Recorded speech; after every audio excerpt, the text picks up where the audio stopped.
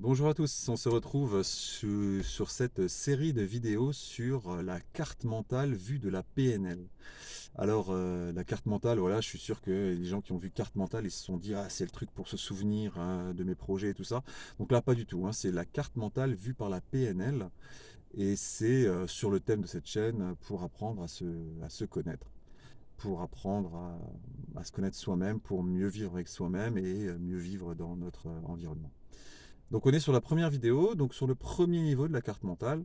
Le premier niveau de la carte mentale, c'est l'identité en fait, c'est-à-dire la réponse à qui suis-je. Alors c'est le premier niveau de la PNL, donc enfin de la carte mentale version PNL, ça veut dire que c'est le truc au-dessus, quoi. C'est le truc qui conditionne vraiment tout le reste. Et en vrai, je trouve que répondre à cette question qui suis-je, c'est incroyablement compliqué. C'est incroyablement compliqué tout simplement parce que c'est incroyablement vaste. Alors du coup, j'ai fait quoi? Je fais une vidéo pour vous dire qu'on peut pas trouver la réponse? Ouais, pourquoi pas. Non, en fait, la vidéo là, c'est juste pour vous dire que répondre à cette question, je pense que c'est impossible parce que ça va donner, qui suis-je? Il y a une notion d'intemporalité dedans. Et en fait, si vous considérez être de manière intemporelle, vous aurez énormément de mal à trouver des réponses. Parce que vous pouvez être quelque chose sur une période donnée, dans un contexte donné, euh, dans une situation avec des personnes. Enfin voilà, il y a plein de façons d'être. Et donc, qui suis-je de manière globale? C'est trop vaste pour y donner une réponse. Par contre, il y a plein de petits qui suis-je. Qui suis-je à mon travail? Qui suis-je dans ma famille? Qui suis-je dans mes loisirs? Qui suis-je quand je suis tout seul? Qui suis-je quand personne ne m'écoute, quand personne ne me regarde? C'est assez intéressant d'avoir cette réponse-là. Donc voilà, c'est plein de petits qui suis-je et qui suis-je aujourd'hui et qui étais-je il y a un an, il y a 10 ans et qui serais-je? Alors ça, je pense que c'est compliqué de se poser la question, enfin surtout de trouver des réponses, mais on peut imaginer ce qu'on voudrait être. Voilà. Un autre moyen de répondre à cette question sur qui suis-je, c'est qui ne suis-je pas? Donc là, c'est le même truc, hein. C'est pareil, il faut y mettre de la temporalité et du contexte parce que il y a peut-être des choses que vous n'avez jamais été et que vous ne voulez jamais être, d'accord? Ça, c'est possible. Mais mais il n'y a peut-être pas grand-chose que vous êtes toujours ou que vous n'êtes pas toujours, que vous n'êtes jamais, que vous n'avez jamais été. Donc on répond qui ne suis-je pas dans mon monde professionnel, qui ne suis-je pas dans ma vie privée.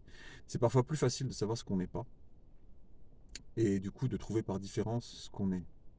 C'est des techniques de manipulation d'ailleurs qui sont utilisées pour essayer de vous faire croire que vous êtes quelque chose. On vous montre que vous n'êtes pas le contraire. Mais ne pas être le contraire de quelque chose ne signifie pas être cette chose. Alors, toujours dans la question qui suis-je, voilà à peu près les manières qu'on peut trouver d'y répondre.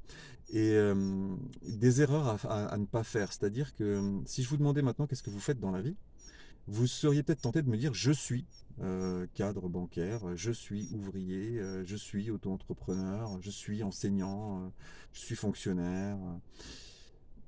Ça, c'est une erreur parce que vous utilisez le verbe je suis pour définir quelque chose que vous faites. Donc, ne confondez jamais ce que vous êtes et ce que vous faites.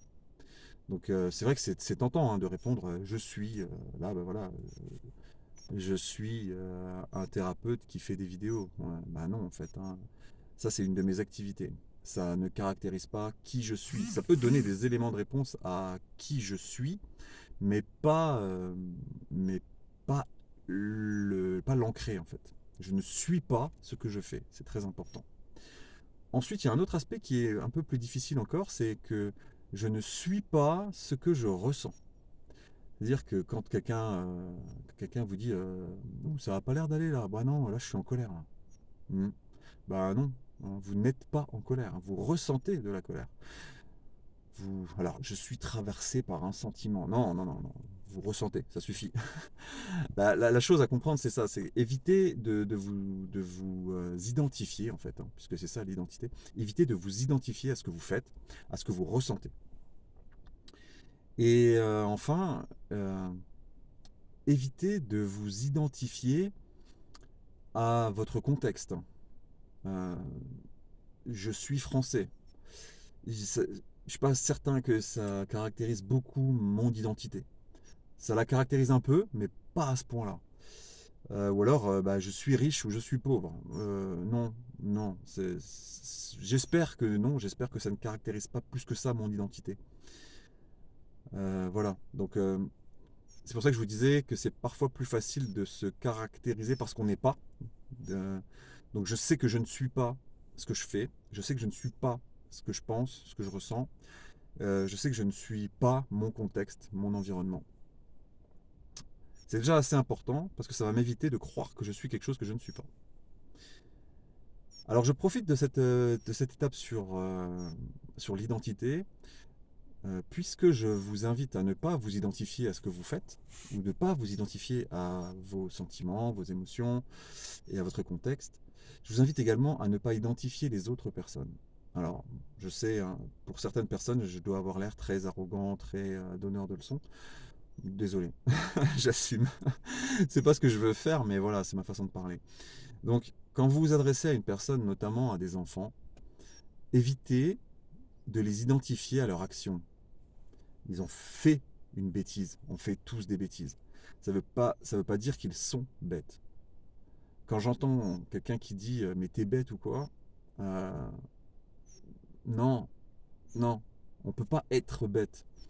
On peut avoir fait quelque chose de bête. Ouais, bien sûr, bien sûr. J'ai fait une erreur. Je suis pas moi-même l'erreur. Vous voyez, là, c'est clair, quoi. Donc j'ai fait une bêtise, oui, mais je ne suis pas moi une bêtise. Je suis pas, je suis pas un idiot parce que j'ai fait une idiotie. Je suis pas un con parce que j'ai fait une connerie. C'est euh, c'est assez important de bien faire cette distinction pour soi-même, d'accord, mais aussi pour les autres. Parce que inconsciemment, quand on vous dit à vous, vous êtes quelque chose, eh ben, votre cerveau, il le prend dans l'identité et ça peut faire du mal, en fait. Voilà. Donc je vous remercie et puis bah, j'espère que vous regardez la suite de cette série sur la PNL. Allez, bye bye.